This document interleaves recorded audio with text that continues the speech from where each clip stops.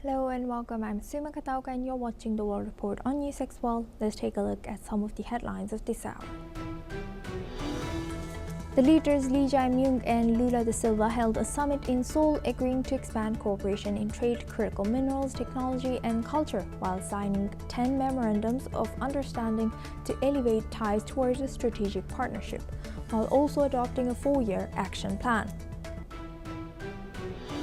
Senior United Nations official Claudio Cordon and Syria's Justice Minister Mazhar al-Bais discussed efforts to strengthen Syria's judicial system as the UN envoy said the organization is ready to provide technical and legal support as Damascus moves to rebuild its judicial infrastructure.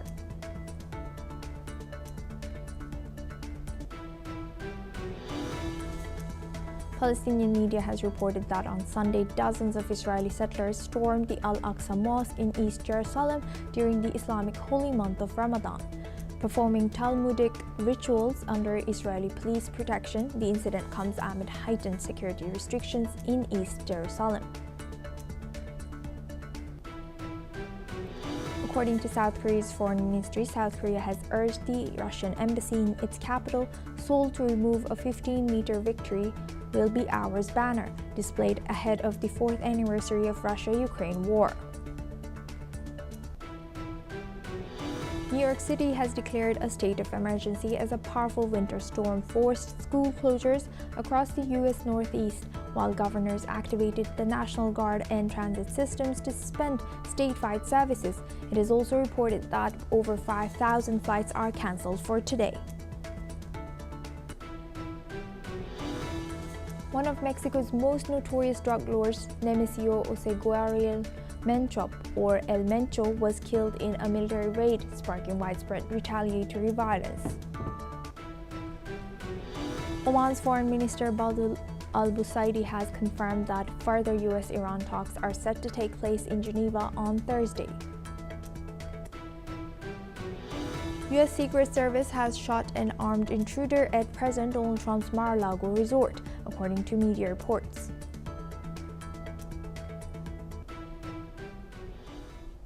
Now we start this hour with U.S. The U.S. Customs and Border Protection Agency has announced that it will stop collecting tariffs imposed under President Donald Trump's 2025 actions effective on February 24th. This move comes after a Supreme Court ruling declared these tariffs illegal. Countries including India, China, and Bangladesh, which have been paying these tariffs, will no longer be required to do so. However, the U.S. will still be implementing a 15% tariff under a different legal authority. The decision is expected to provide relief to many countries, but the government has yet to clarify if importers will receive refunds for payments made since last year. The Customs Agency has said additional guidance will be provided as needed. Now we welcome Mr. Sharad Kohli. He's a senior economist, joins us live from New Delhi. Thank you very much, Mr. Kohli, for joining us. Good to see you. Now, as we know, President Trump has put 15% more, first 10% and then 15%. What is he using? Which rule is he referring to make this legitimate? Well, greetings, Suma, to you and NewsX World viewers. He's using Section 122, which gives President powers, to levy tariffs for 150 days. And before that, he has to take congressional approval. So this is a temporary one, first of all. He first levied 10%, and I was always wondering, why did he use the full 15% powers provided under 122? And lo and behold, the very evening he said, okay, I'm revising it to 15%. So it's now 15%. But what's important to note here, Suma, is there is a lot of confusion around the world because he signed multiplicity of deals with the countries. So are all deals, as per the Supreme Court ruling, 170-page ruling, which is come, Suma, as per that ruling, all the deals become infructuous, which means they do not hold any sanctity as of today. Whereas when he's asked about, for example, he was asked about India deal as an example, he said, no, the deal still holds good. So what is he referring to? I mean, is there going to be an overlap? Definitely not, because the older tariffs are illegal. So technically what happens is, I'll take, for example, China. So if China was under the 34% category, then it comes down to 15% now. Now also there's another confusion. For example, on India, before this whole tariff policy came in April 2025, the reciprocal tariff policy, India was subject to average base tariff of 3.5%. So is he going to levy these 15% over and above 3.5%? Or is it going to be only 15%? So that's the confusion. With regard to the refund, I think the process, to my understanding, should be that each import trading house or importing company who's importing goods from across the world will have to file legal suits or claims for refund, because the tariff has been held illegal retrospectively. I don't think Supreme Court has said that from today this is going to be illegal. To my understanding, these tariffs are illegal from ab initio, from the beginning itself. So I think, a clarity has to emerge as to what is going to be happening to $175 billion of tariff collected over all these months. So whether they'll be refunded, will the import trading houses, importing companies be filing for refunds directly to the IRS or customs, or will they be going in for legal suits, lawsuits, which would mean a very complicated legal situation? Having said that, Asuma, I would also like to add here that President Trump is still exploring more options, because 15% is far less than his average expectations, because in most of the countries, it was 18%, 19%, 20%, 24%, 34%. 15% falls short of his expectations, I would say. So he's got Section 338 of the US Trade Act 1974, which authorizes him to collect tariffs subject to investigation if he's able to prove that countries were being unfair to him and there was discriminatory policies being followed by the countries upon him. So all this is subject to investigation. If the investigation concludes to say, yes, there was an unfair trade practice, then of course this tariff will hold. Otherwise that tariff is not going to hold. So all in all, if you ask me, it's work in progress, first of all, Asuma. This is not the end of it, because knowing President Trump very well now for so many years now, he's not going to sit back and just accept his defeat by the Supreme Court. He said all sorts of things for the Supreme Court judges. We all know that. He used very, very unparliamentary language as well for the Supreme Court judges. So he's not going to sit at rest. And we can expect a lot more to be happening. For now, yes, 150 days, 15% seems to be the norm across the world. But it all seems too simple to accept, Asuma. Yes. And how could this ruling influence future U.S. trade policy and stability of global trade relationships with U.S., especially, we know that U.S. leader, President Trump, is going to be holding bilateral with President Xi soon in China. Do you think that President Xi will have upper hand here in the next upcoming bilaterals? What cards would President Trump have to play? Do you think we will see this tit-for-tat tariffs, which went above 100% last year, between them? The countries around the world, Asuma, as I said, are as much confused as you and me are. Yes. I think people are in wait and watch mode. Like, for example, I talk of India. There was a delegation supposed to be going from India to the United States to finalize the trade deal. That delegation has been kept on hold. European Union announced that we are not going to go ahead with the trade deal entered with the US before. So, and same goes for China. I think the meeting between President Trump and President Xi Jinping, it may be happening for other reasons, other strategic reasons, but at least for settling the tariffs, I think things need to be, wait and watch right now. Because you can't go ahead with so much of uncertainty being there on the tariff policy. So his tariff policies, his global economic policies do all need a reset now. He will first have to be clear, is he happy with 15%? Then, very important point, Asuma, this 15% holds good only for 5 months. If he doesn't get congressional approval for 15%, even the 15% will have to go. So which means that a long-term view or a long-term policy making on bilateral trade with America at this point of time is almost impossible. So this will render a lot of uncertainty to the trade market, to the stock markets, to the commodity markets. I think this is going to bring a lot of uncertainty, a lot of confusion, a lot of ifs and buts. Those what happens before 5 months, what happens after 5 months, whether the Congress, he gets a majority vote in the Congress to get these tariffs approved. If he doesn't, even these are gone, then will he go for Section 338? Will he go for Section 301, which he's done on China, on Brazil?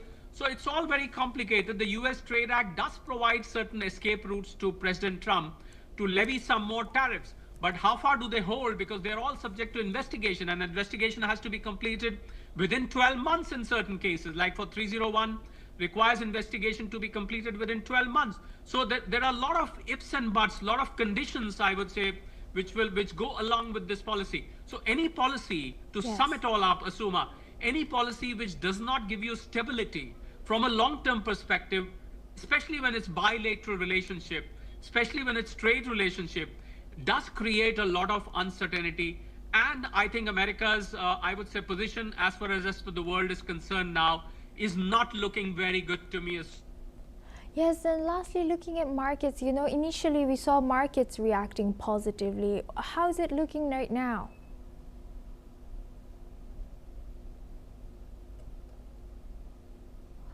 We might have lost connection with Mr. Kohli over here, but I would like to thank Mr. Kohli for joining us today and sharing that insight with us on NewsX World. Now we move on to Venezuela. In Venezuela, hopes for freedom have risen following the release of prisoners under the newly passed amnesty law. On Sunday, former prisoners were reunited with their loved ones outside El Helicoide prison in Caracas. National Assembly President Jorge Rodriguez has confirmed that hundreds of prisoners are being freed under the law. However, human rights groups argue it falls short for many political prisoners as the law excludes individuals involved in military-related offenses.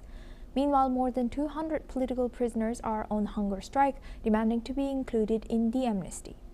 The new legislation passed after the capture of former President Nicolas Maduro has sparked mixed reactions, with some opposition figures criticizing its scope. Let's listen into what opposition politician and released prisoner Juan Freitas has shared. Liberado bajo la ley de amnistía, una libertad plena sin restricciones. Y así como yo fui liberado sin restricciones y con libertad plena, deben ser liberados todos los que quedan.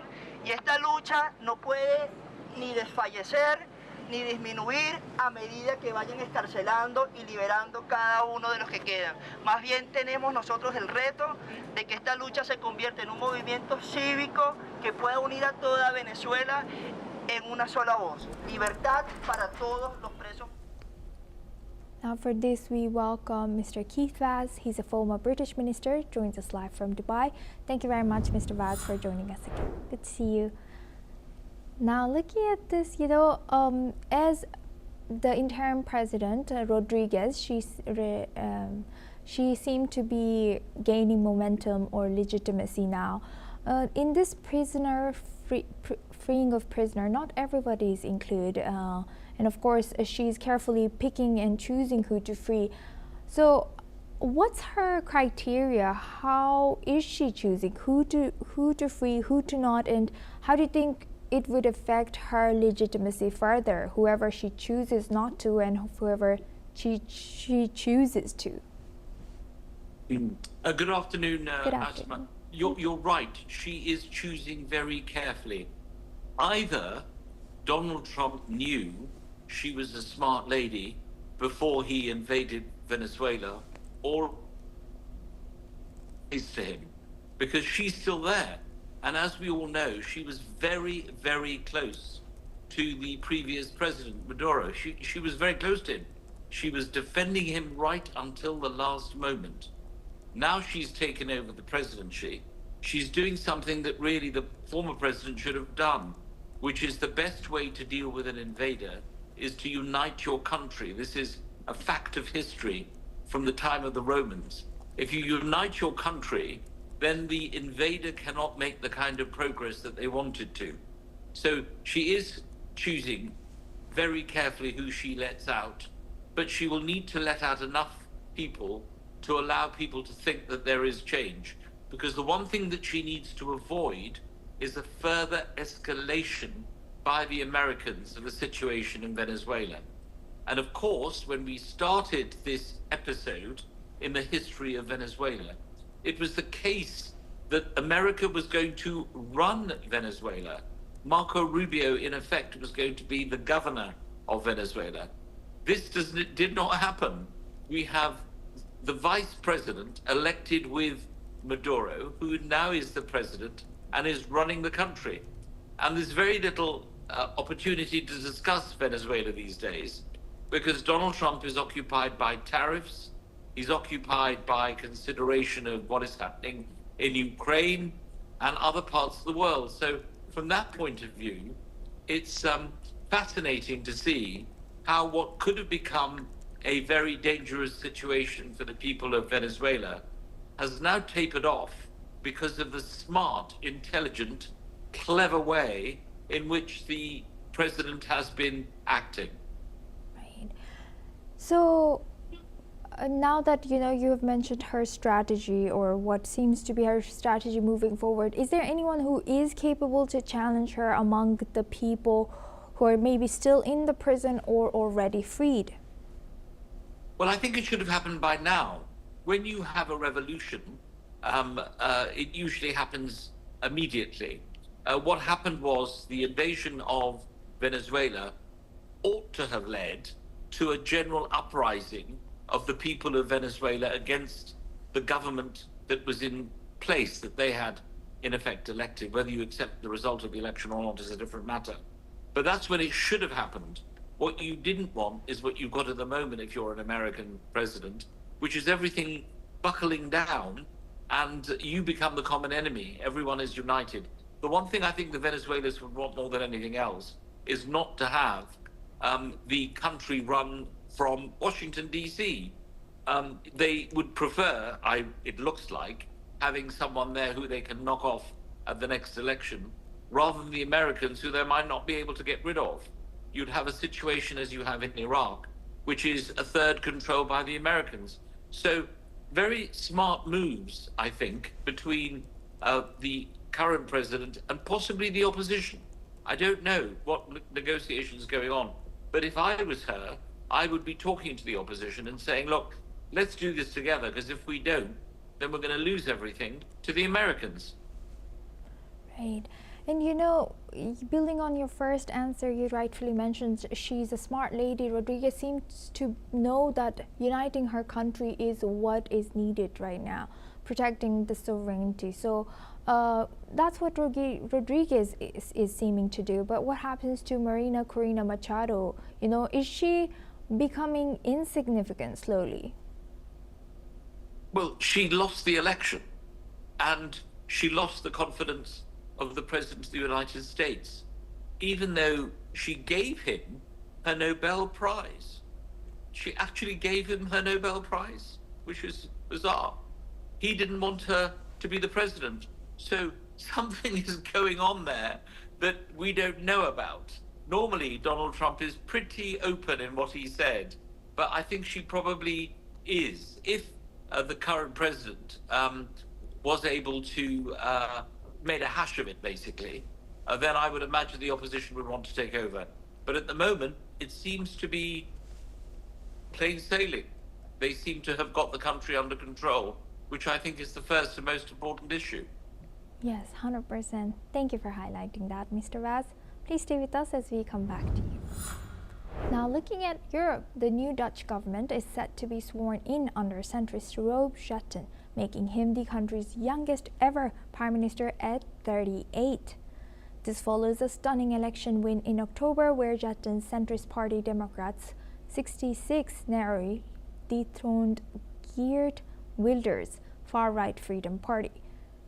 Despite forming a coalition with the center-right Christian Democratic Appeal and the People's Party for Freedom and Democracy, Jetten's government falls 9 seats short of a parliamentary majority. Jetten has pledged to lead with optimism, vying to counter populism with a positive campaign. His coalition has committed to full support for Ukraine and meeting NATO defense spending targets. Meanwhile, Wilders' Freedom Party saw a significant drop in seats, falling behind Democrats 66, while far-right parties like Forum for Democracy and JA21 gained ground but were blocked from joining the new government. This marks a significant shift in Dutch politics, with the far right sidelined as Jetten takes the helm. Now we welcome back Mr. Geert Wilders. He's joining us live from Dubai. Thank you very much, Mr. Wilders, for staying with us. Now, how significant is this new Mr. Rob Jetten taking office at the age of 38 for Dutch government? Well, obviously anyone who gets to be Prime Minister before the age of 50 is considered to be very young. But 38 is pretty young. As you say, he's the youngest in the history of the Dutch government.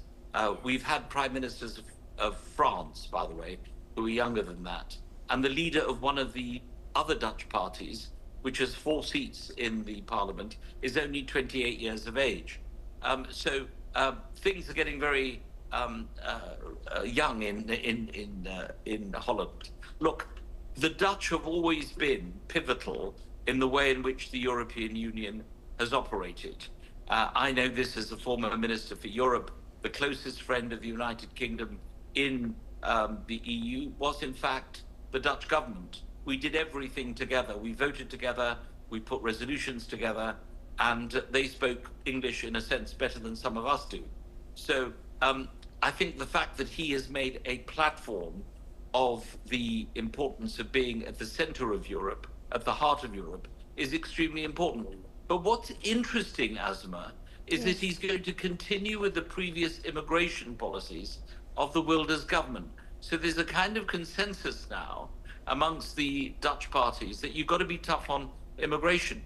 They're going to be tough on family reunion, in other words, bringing spouses over and dependent children and parents. They're going to be tough on people who are getting benefits. So although in name it is a left of centre government, they're continuing with some of the policies of Geert Wilders. And Wilders still has 24 members of parliament. He can't be dismissed. At any time there could be another election. The last government lasted 11 months. So this may not, I mean, hopefully it'll last a while, but it could easily collapse at any moment when you're dealing with a coalition. But I think we all wish him well, because a stable government in Holland is extremely important for the rest of Europe, because it is a centrally important country in the EU. Yes, 100%. And you know, what does this say about the fact that although you know, the Wilders Freedom Party saw a drop in seats, the far right parties have gained momentum in this election? And also this, like you rightfully mentioned, you know, this the new government being, the new prime minister is going to be keeping some of the Wilders immigration policies. Well, I think the most important part is you have a government, and you have a government that is pro-EU. At the moment, the EU is lacking leadership. Macron has a very few years left to go as president. Although you've got Merkel there, who is obviously the same ilk, I think it is important that you get a stable government in Holland. We need someone who is going to be there for the agenda, progressive agenda. But, you know, immigration now is something that most parties of the centre have now embraced, i.e. control of immigration. And this is not going to change. And last but not least, you know, he's how significant is that he's one of the youngest openly LGBTQ person who's sworn in as a prime minister in Holland? I'm not sure it is significant these days, especially in a country like Holland, because the Dutch have always had a very liberal attitude to these issues. I think social issues have come up with the rest of the country and the rest of the world. And so it's not a big thing anymore. But the fact is he is. And anyone who breaks the glass ceiling is to be commended. We've had LGBT prime ministers in Ireland, Luxembourg, of course, many other countries. So it's not unusual. The fact that we are still mentioning it means it's still a surprise, but eventually we'll stop mentioning it. And it will be as we used to mention the fact that a country had a woman president, Yes. or a woman prime minister, or there is a woman presenter of NewsX International. We don't mention this anymore because it's now accepted that you have to have equality. So in this sense, it is accepted, Yes. though it is worth mentioning, I agree. Yes, but it is indeed becoming more norm. Thank you very much, Mr. Vaz. Always great learning from you. Now we move on to UK. In the UK, Manchester's Gorton and Denton constituency is experiencing a political shift as Greens and Reform UK push for victory in a by-election to replace the stepping down Labour MP Andrew Gwynne. Labour is facing strong competition from both sides, with the Greens gaining support among younger, diverse voters and Reform UK making headway among older, working-class communities. Candidates from all three parties have campaigned hard, but polling indicates a tight race, with the Greens narrowly ahead. This election could be a major test for Labour leader Keir Starmer, as his party struggles with divisions and a series of policy U-turns. Let's now have a look at what the Green Party candidate has shared. So I think the choice here is between, to be quite honest, it's between hatred and division, and it's between someone who can bring hope, but ultimately who will work hard for her. I think we know that we have to earn people's trust, and that's something that you can't do overnight, and I've done that in my role as a councillor for the last 3 years. I've worked really hard with my community to show that I'm there to support them, and I think people do just appreciate being honest about what you can achieve as an MP. I think we see political parties make so many promises to people, and people aren't stupid. People just want somebody who... Now we move on to US. The Trump administration has announced a rollback of clean air regulations limiting mercury and other hazardous toxins from power plants, saying the move will help boost baseload energy supply. The Environmental Protection Agency under President Donald Trump said easing the standards will cut costs for utilities operating older coal-fired plants at a time of surging electricity demand from data centers and artificial intelligence. Public health and environmental groups have strongly criticized the move, warning that weaker limits on mercury, a powerful neurotoxin, and other air toxics could lead to higher health costs and greater risks for infants, children, and pregnant women. The rollback reverts to standards first set in 2012 under Barack Obama, scrapping tougher updates adopted in 2024 that had promised significant health benefits. Industry groups have welcomed the decision, while critics say any cost saving for utilities will be outweighed by long-term damage to public health. Now we move on to Nepal. A deadly bus crash in western Nepal has claimed the lives of 19 people, including a British national. The passenger bus traveling from the tourist town of Pokhara to the capital Kathmandu fell 200 meters off of a hilly road before dawn on Monday. 9 of the victims have been identified, while 25 others, including a New Zealander and a Chinese national, were injured. The injured are receiving treatment in hospitals in Kathmandu. Nepal, with its poor road conditions and mountainous terrain, frequently experiences such fatal accidents. Authorities are investigating the cause of the crash. That's all we have time for. Keep watching NewsX World for more news updates from around the world.